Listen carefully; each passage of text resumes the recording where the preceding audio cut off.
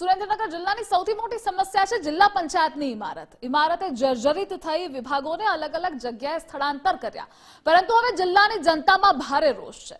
ધરમ ધક્કા ખાઈ પ્રજાએ કંટાળી ચૂકી છે અને નવી ઇમારત બનાવવાની માંગ પણ કરી રહી છે।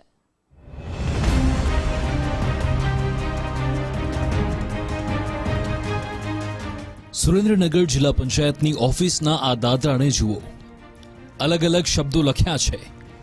पहला पगथिये शब्द है धैर्य।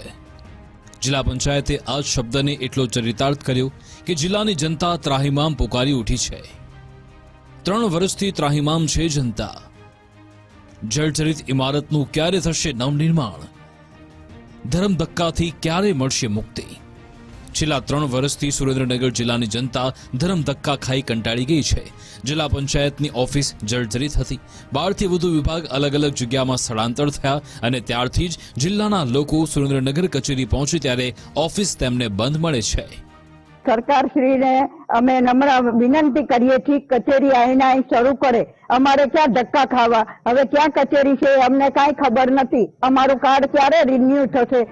નવાઈની વાત તો એ છે કે જિલ્લા પંચાયતે ઓફિસ તો બદલી, પરંતુ કોઈ વિભાગ કયા સ્થળાંતર કર્યો છે તે અંગે કોઈ સૂચના જૂની ઓફિસમાં નથી, જેના પગલે જિલ્લામાંથી આવતા લોકોને હાલાકીનો સામનો કરવો પડે છે।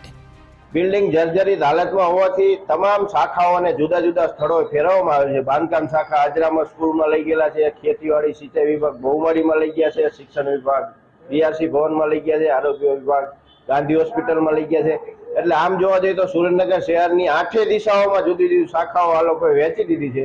આ અંગે જ્યારે જિલ્લા વિકાસ અધિકારીને સવાલ કરાયો ત્યારે સાંભળવામાં સારું લાગે તેવો જવાબ મળ્યો।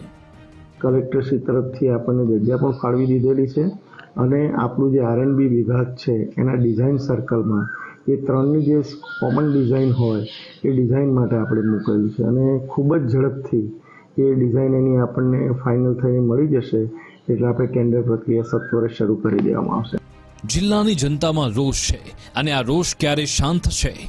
ક્યારે પ્રજાજનોને જિલ્લા પંચાયતના તમામ વિભાગો એક છત નીચે મળશે? ક્યારે સમારકામની રાહ જોતી આ ઇમારતને નવનિર્માણ મળશે? વીરેન ડાંગરેચા, ગુજરાત ફર્સ્ટ, સુરેન્દ્રનગર।